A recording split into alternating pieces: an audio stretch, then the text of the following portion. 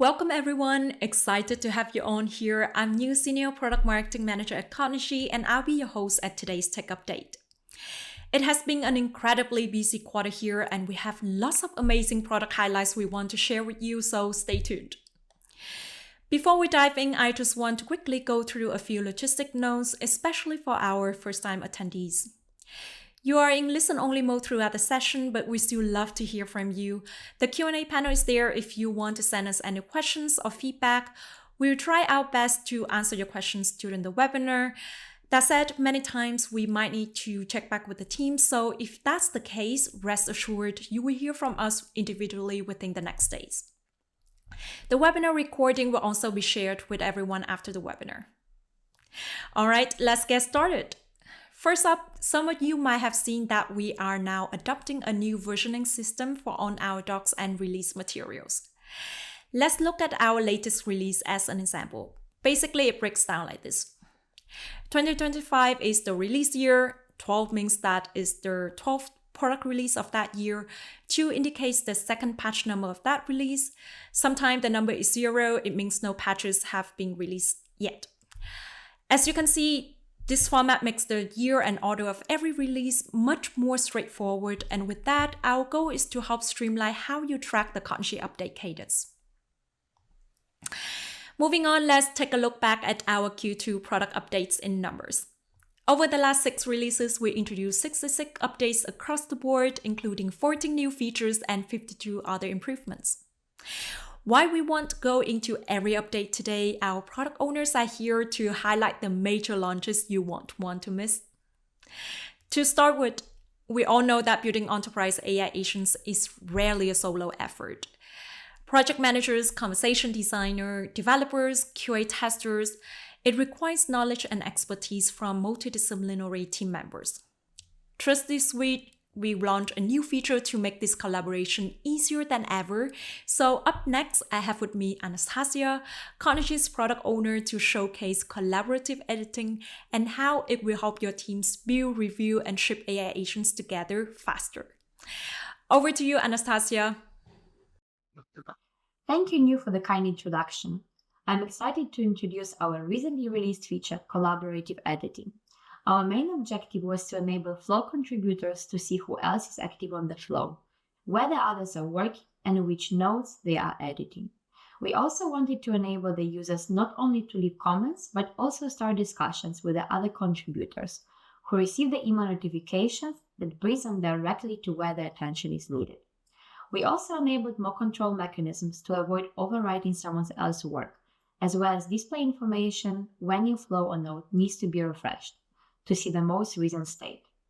To show how collaborative editing works, I have invited Anton, software engineer and a tech team lead, Deepak, software engineer, and Bilal, quality assurance engineer, to collaborate on the flow and present step by step on what you will see on the flow when working with the others in parallel.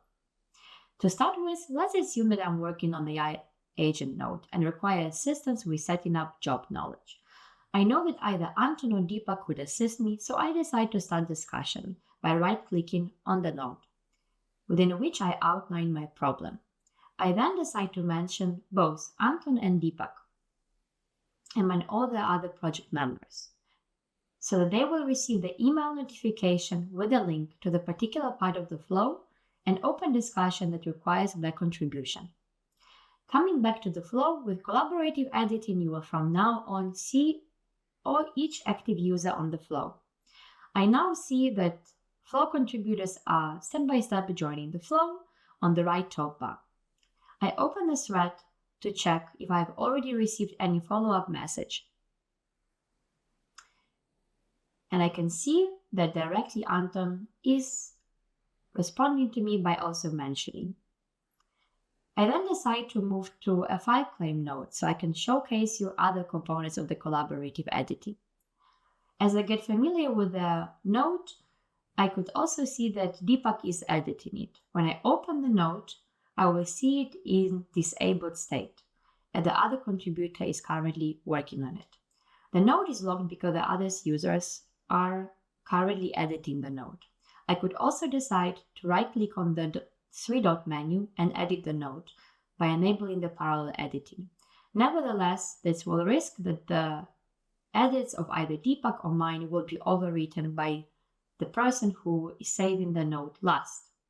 I decide to wait until Deepak is done with his changes, and once Deepak is saving his contributions, I will receive the refresh icon that will signify that I can now refresh my node to the current state and continue with my edits.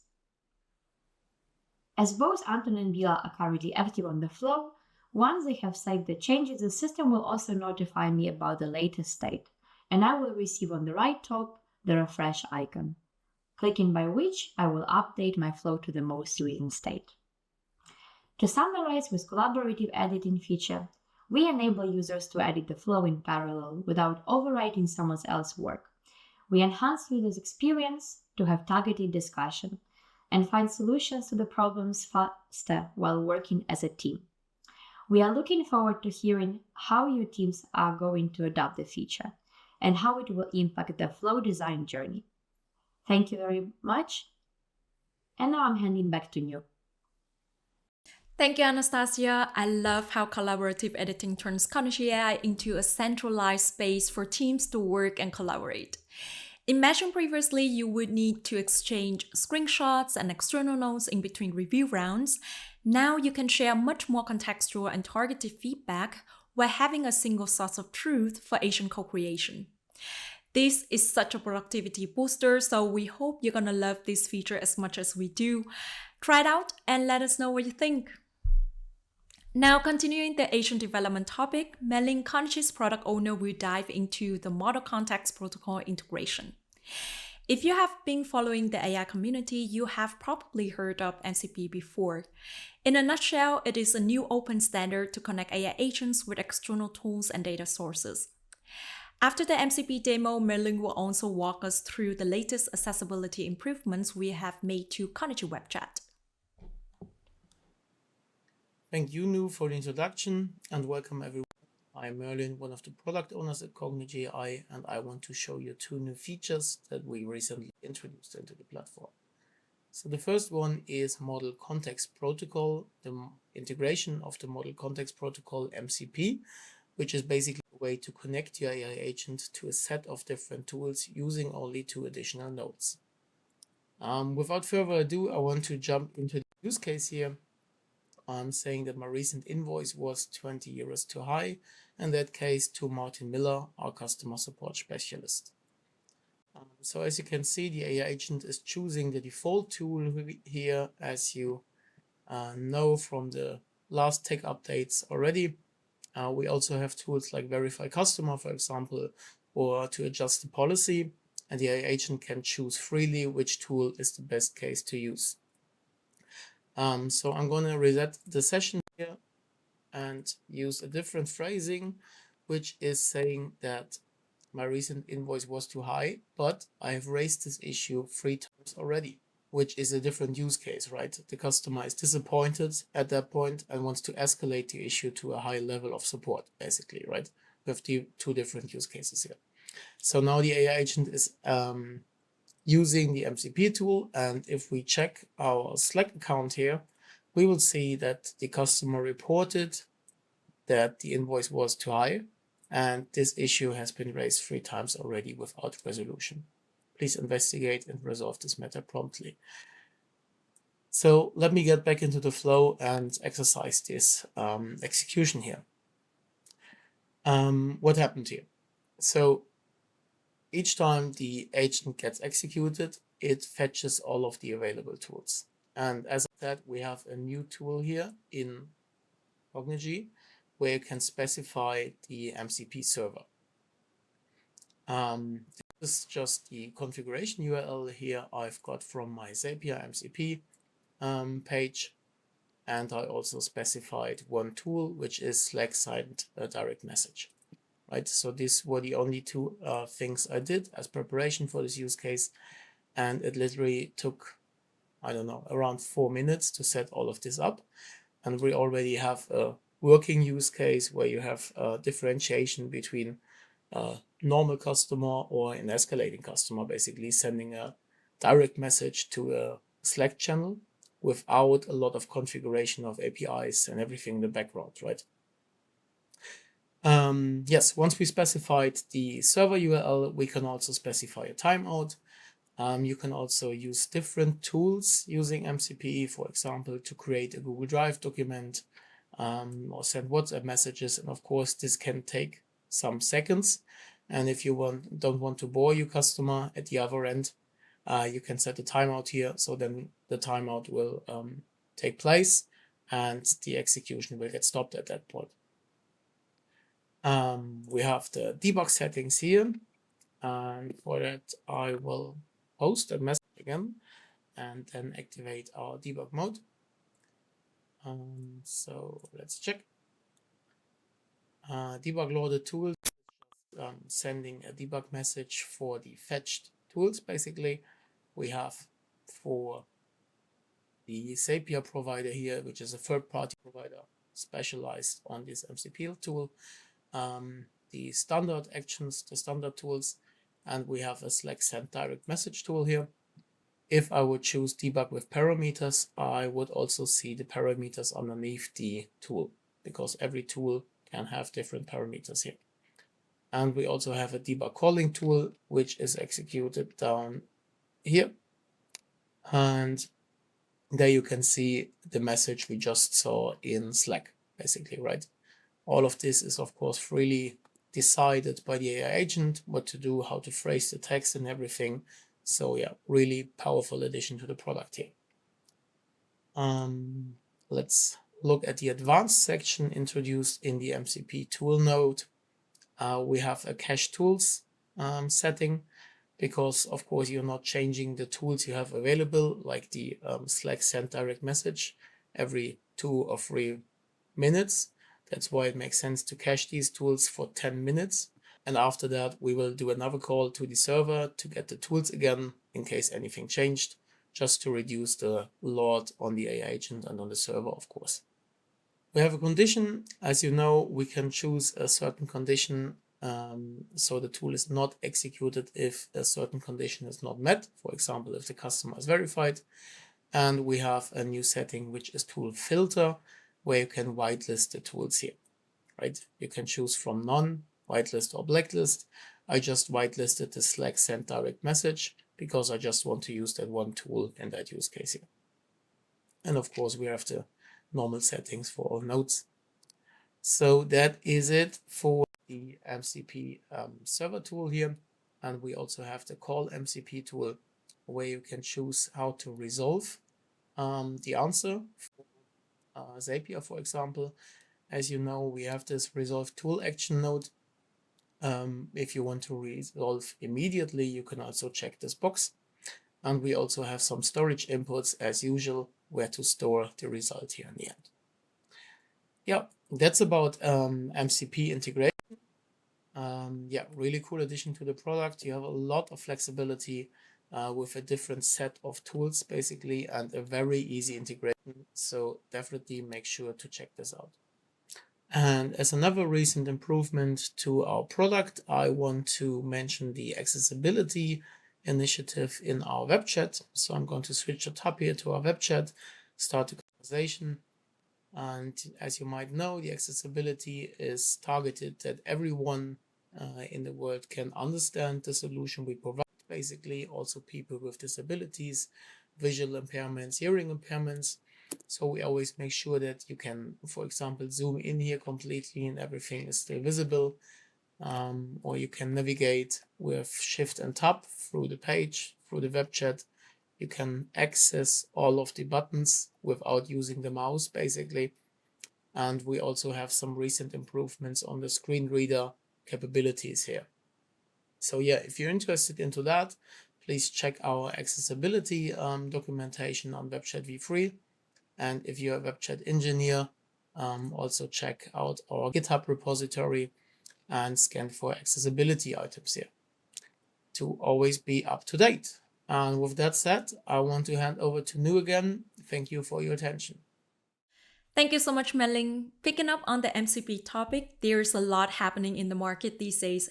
Very recently, Anthropic shared that there is already an ecosystem of 10,000 plus MCP servers.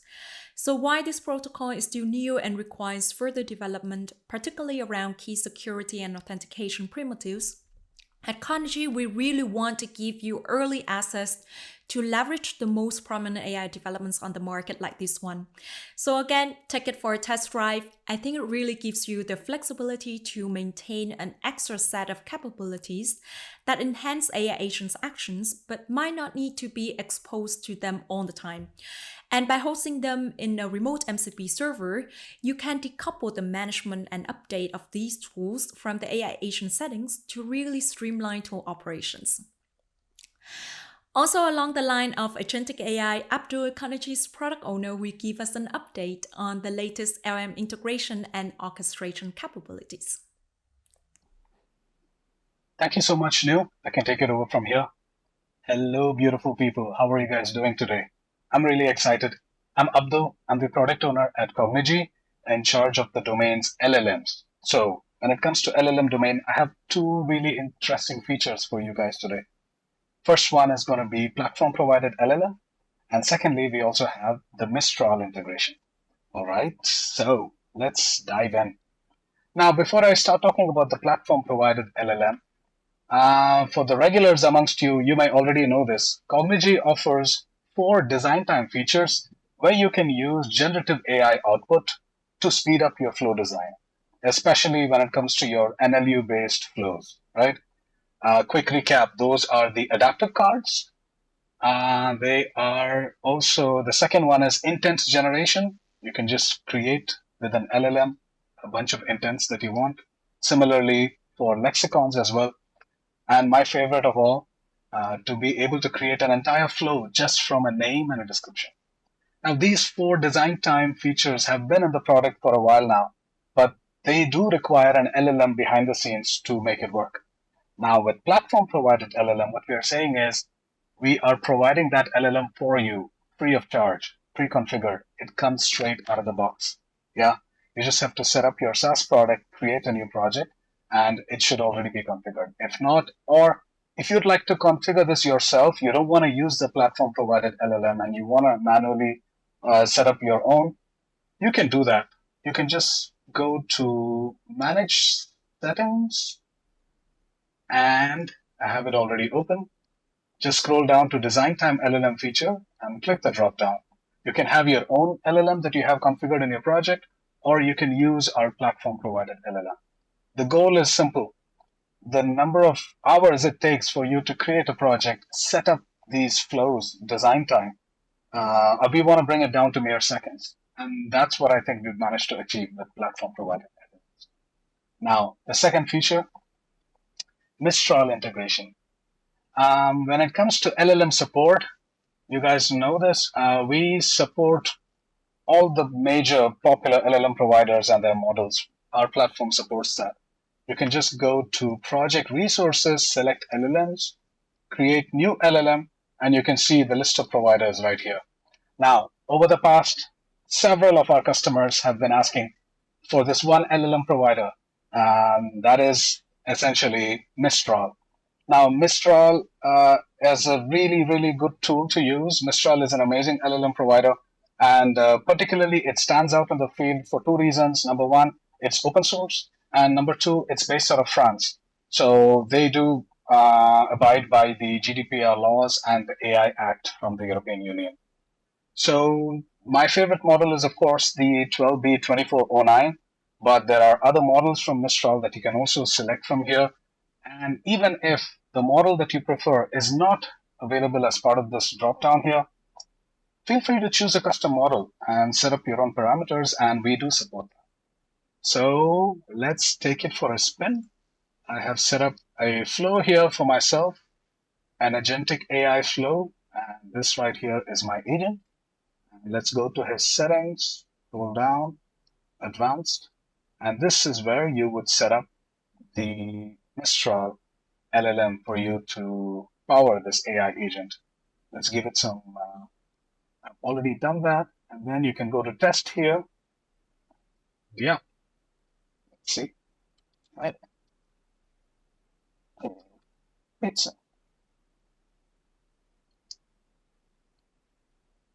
yeah, now we're talking.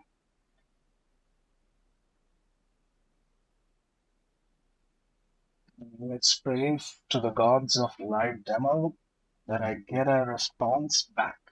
And there you go. It's not just that I know the size of the pizza, now I need to give it information about the crust that I want. But what's more important and what's more relevant for you guys, I think, let's check the input file here. Yeah, there we go, provider Mistral. So yeah, I'm really excited about these two features that we are providing from the LLM domain as part of Cognigy. Very excited to see how you guys are going to use it. And as always, any feedback is welcome, and we will continue to improve our product based on your feedback. Thank you so much. And yeah, Nu, you can take it away. Thank you, Abdul. With AI regulations continually evolving and global dynamics always shifting, adding Mistral to your LM mix really makes sense for a robust long-term AI strategy. And for companies with major operations in the EU, the compliance benefits are significant. Now let's turn to analytics and insights. Alejandro, Cognigy's product owner, will take the floor from here to demonstrate the new business dashboard. You already know that Cognigy Insights delivers comprehensive historical data to help you identify past trends and make more informed decisions moving forward. Now, the business dashboard complements those aggregated insights with real-time global traffic and ROI metrics, so you can react on the spot and optimize your service operations right in the moment. Alejandro, take it away. Thanks, Nu. Hi everyone, my name is Alejandro. I'm the PO for Team Gold, and I'm very excited today to show you the new business dashboard that we've developed. So I will begin here at Cognigy.AI and quickly click on Insights. And as a user, the first thing that I should be seeing is the business dashboard. Let me collapse this sidebar here and quickly talk about, why did we develop the business dashboard? We developed it thinking about service leaders, and the business dashboard delivers a real-time picture of not only what is happening across service leader different channels, but also how those conversations are driving real business outcomes quickly. I say quickly because the picture that we're showing users is the last 15 minutes, and we update all of this data in the last, every 30 seconds, actually. I'm going to start from the top, describing the business dashboard. We can see that there's the possibility for users to see country or city in terms of grouping the information. Right now, as a user, I'm looking at different cities in the globe. I can check out the data here. The globe is moving away from me, so I can also decide to just pause it and check a specific city. And by the way, what I'm looking at in this globe is the total volume of sessions, active sessions in the past 15 minutes, updated every 30 seconds. Other things that I can do with the globe are pulling back, pulling in, and I can also look at the globe in full screen. Now let's go back to the first filter here. I can also do country. This changes the whole globe, and I can see the exact same metric, which is the total volume of sessions now per country. And I can also do different channels. For my project, I have only data on chat, but I also want to be very transparent with everybody at the session that voice is also a possibility to understand how many voice sessions have been happening in the past 15 minutes and updated every 30 seconds. That is the most important part, I think. I'm going to go back to city because honestly, it's the view that I like the most. And let's move into the right side here where you will see a table. It's just a table with the sessions, the total volume of sessions per city sorted out from highest number of sessions to lowest number of sessions. The interesting part to me comes here where we will see active sessions as a share. And this will quickly tell users in the past 15 minutes what is the total amount of sessions going on for this particular project and how many AI sessions versus how many handovers have been going on in the past 15 minutes. This would be, as you can see, the perfect picture, meaning I have all of my AI sessions as a 100% share and no handovers have been going on in the past 15 minutes, which should be, it is great, should happen all of the time, right? Right below here, we introduce metrics. These 4 metrics: time saved, cost savings, revenue earned, and top 5 goals for the concept of goals V2. It's a concept that, as many of you, I think, are already very aware of. It's a specific concept that says, okay, a goal has a certain amount of steps. If the initial step and the final step of a certain goal have been triggered, then we say that the goal is completed. Now we prepare a few metrics for this, and these have been aggregated into time saved, is total time saved across all goals since the last 15 minutes. Cost savings, again, saved across all goals since the last 15 minutes. Revenue earned across all goals since the last 15 minutes. And top 5 goals. What have been the top 5 goals in this particular project that have been completed in the last 15 minutes? For this particular project, we can see that is cancel appointment and book an appointment. This is it as far of how the UI looks for the users. And I would like to finish up my slot with 2 prerequisites. One prerequisite is, if you are an on-premises type of customer, there should be 2 feature flags added to the values.yaml file. I wouldn't bother trying to read these 2 things, but it's basically part of the documentation that should be an important piece to read if the business dashboard is being put out for an on-premises installation. Now, the other thing is, for regular customers, this should be perfectly fine. No manual activation of features. It should be arriving on 2025.12. Depending on your release calendar, and that should be it. And one last piece of information for customers who do not have goals V2 in the roster currently, the expected behavior is simply to still see the business dashboard, but we prepare for this. The 4 metrics that are here are not going to become empty pieces of information. They're just going to completely disappear. We as a team are working as hard as we can, as fast as we can, to migrate as many customers as we can, if not all, as quickly as possible, for everybody to see goals in this part of the business dashboard and in their regular flows, right? That's it. Thanks, everybody. Back to you, Nu. Ciao. Thank you, Alejandro.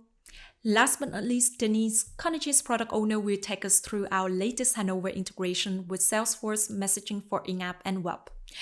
Those using Salesforce Service Cloud might have known that their legacy chat products are going to be completely replaced by the new Salesforce messaging suite from February 2026. So this feature is an essential update to our Salesforce integration. At the end, Dennis will also showcase a small but mighty improvement we've made to Agent Copilot. Thank you very much, Nu, for the introduction. And hello, everyone. Welcome to this tech update for this quarter. In this tech update, I will introduce you to our new handover provider, Salesforce Messaging in-app and web. So this new handover provider seamlessly bridges Cognigy.AI with Salesforce Messaging from the flow nodes, enabling end users to connect with human agents working with Salesforce. If you want to use Salesforce messaging, this tech update will be very useful for you. So I first want to show you how we can configure Salesforce messaging from our interface of Cognigy.AI. So first of all, we have to configure a new handover provider to establish this connection. So for this tech update, I already have my own handover provider that I've configured so that I can show you, but I also want to show you the configurations and how we can just fill the fields. So let's quickly give a name, and I will just select Salesforce MIAW here. So let's check the fields. So in order to establish a connection, we have to fill in the relevant fields regarding our deployment so that Cognigy can actually connect with our Salesforce account and also with the relevant deployment. So in order to establish this connection, we have to enter base URL, organization ID, embedded service developer name, and capabilities version. So this whole information that we have to enter is totally generated by Salesforce, and this whole information should be directly taken from Salesforce. You can follow our detailed guide on how you can gather this information from Salesforce, and also if you want to check how you can configure, you can also rely on our documentation. And as you can see, there's also one toggle below, forward events to the flow toggle, which you can turn it on or off. So in Cognigy.AI, we have dedicated nodes where you can actually check certain events such as handover status. And if you're planning to use the handover status, such as handover connected or handover in progress events, you can actually turn this toggle on so that it will be also reflected to your flow. And this is the end of our configuration from the handover provider side. And after we configure the handover providers, in order to enable the interaction between the end user and the bot, we should also create flow nodes to allow handover. So I already created a simple flow for my demo purposes, which I will show you here to actually show the handover with the Salesforce messaging in app and web, where I will just basically connect my end users to speak with the human agents. So in here, the most important thing is, if you have already followed our previous tech updates, you may know that handover to agent node is the most critical node for this case. So basically, we have a dedicated node to actually allow this handing over the conversation to the human agents, which is handover to agent node. So when I click on this, from the handover provider selection, there are a list of handover providers that I can actually add, which I have configured before.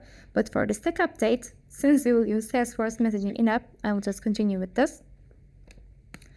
So basically, as you can see, there are some nodes that we should configure. So in this handover to agent node, there are 3 fields that are specific to the Salesforce messaging. First of all, we have the send transcript as first message toggle. So basically, if you enable this toggle, your agents will be able to see the previous message history as the first message of the conversation. So if your users were already in the chat before the escalation to the human agent with the bot, your agents can basically see what has happened, what has been spoken with the bot before. So this can actually be very useful for some specific cases if you especially want to gather some information with the bot first.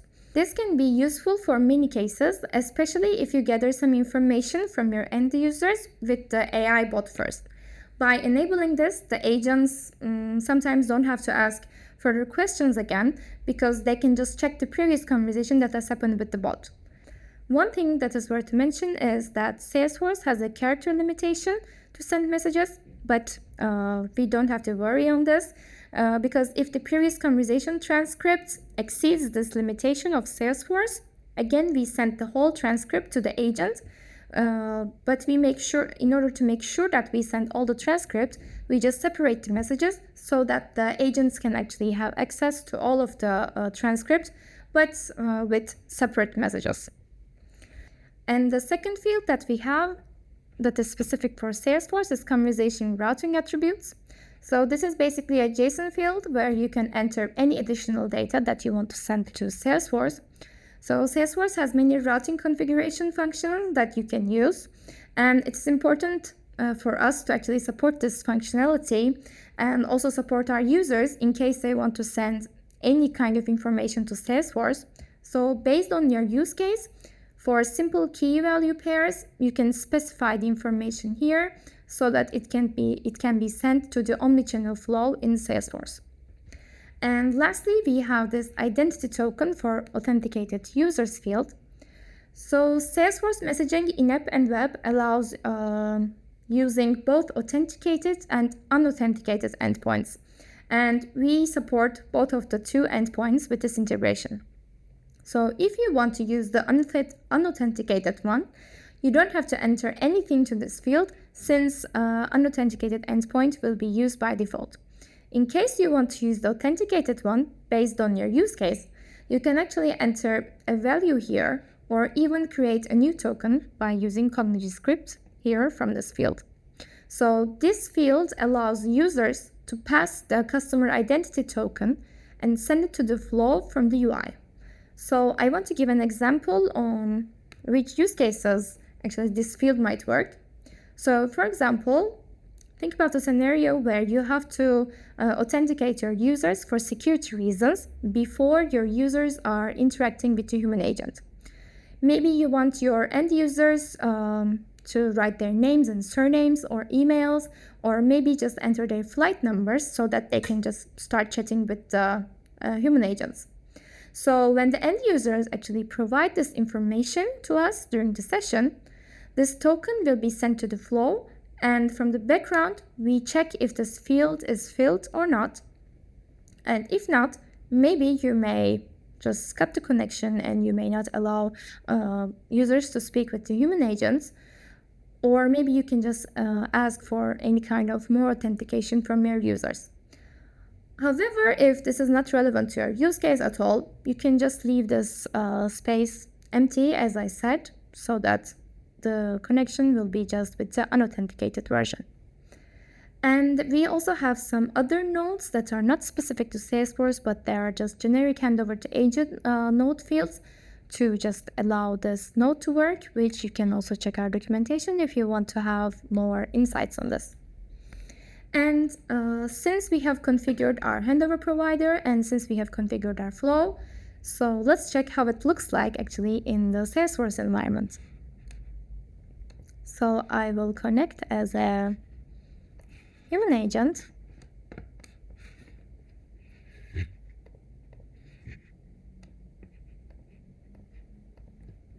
Okay, so let's start.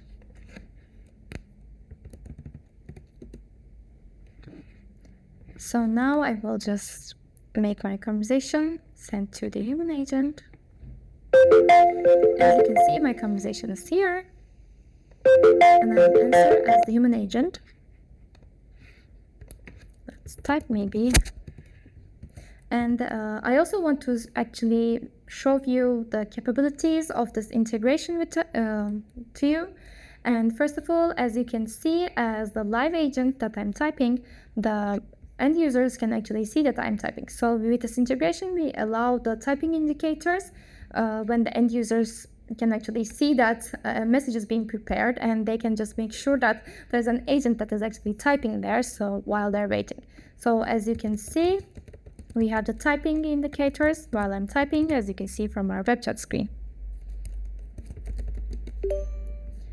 And with this integration, we also support sending attachments from our web chat interface to the Salesforce environment to the agents. Let's also check that.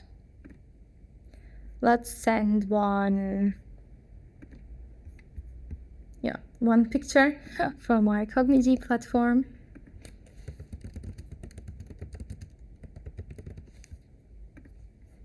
And as you can see, I sent a picture, and the Salesforce Live Agent can actually see that. And we also support the Copilot sessions for this integration. So you can use the agent Copilot as embedded version or also as standalone version. And as you can see, my Copilot workspace is embedded here. But if you also want to use a standalone version, we sent the Copilot link to the chat, and your agents can also use this. And this screen can also be configured from the Salesforce environment based on your use case. You can just change the fields and where to put the conversation and where to put the Copilot. In our next releases, we will extend our Salesforce messaging in-app and web capabilities to provide more functionalities to our users. So make sure that you follow our release notes, especially our next webinar, to be up to date with the improvements and how we have extended the Salesforce integration with the new capabilities. And for this tech update, my final update is regarding the agent Copilot user experience. So in the past, after a conversation was handed over to a human agent, the agents could not directly display the Copilot workspace. In order for the agents to actually display the Copilot workspace, they were waiting for the first input from the end user. This has led to some confusions in the past, since the users were actually not sure if the workspace is available at all or if it's broken. And most importantly, Since the agents were directly involved to the conversation, they didn't have any time to actually check the agent Copilot workspace, and so that they could not be prepared for the user's issue before. So if the Copilot workspace was displayed already, the users could actually quickly check the interface and they can just familiarize themselves with the issue, and they could also help the end users much quicker. Therefore, we had an architectural improvement in displaying the agent Copilot screen directly after the handover without waiting for any kind of end user input. So from now on, the users don't have to wait for the end user input to be able to see the agent Copilot workspace. The agent Copilot workspace will be available to the users right after the handover happens. And this improvement covers all of the contact centers that we natively support Agent Copilot, including Genesis, Salesforce, and Live Agent. And let's quickly check 2 use cases. Let's check Salesforce, as we just had an update with Salesforce. So I will put it here so that we can actually see the Copilot workspace.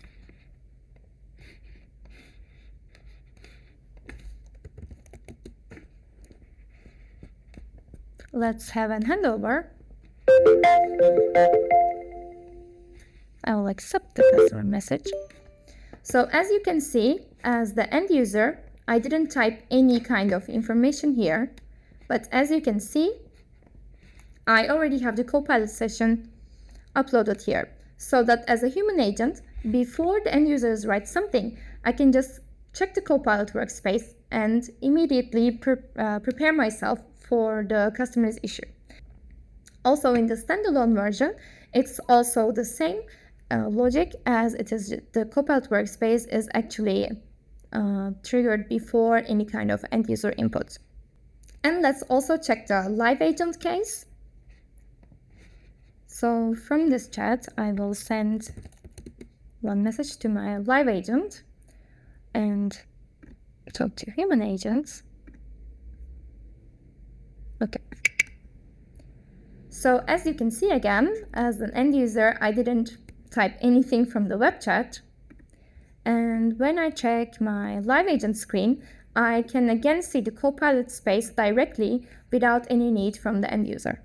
This will definitely improve the user experience for agents when they're using the Copilot, since they will have some time to actually familiarize themselves with the issues of the customers, and this will also decrease the time that they spend to actually answer to the customer's needs. And this is the end of my updates for this tech update for this quarter. I hope you had some inspiration and I hope it would be useful for you. Thank you so much for your time and listening to my updates, and back to you, Nu. Thank you so much, Denise. As mentioned earlier, today's tech update highlights only the most prominent releases. We have made many more improvements across the board, so check out our product updates blog and release notes for further details. If you want to stay in the loop of future releases, I totally encourage you to subscribe to our product updates. Just scan the QR code and it will send you directly to the page. Thank you everyone for being here today. We hope to see you again next time.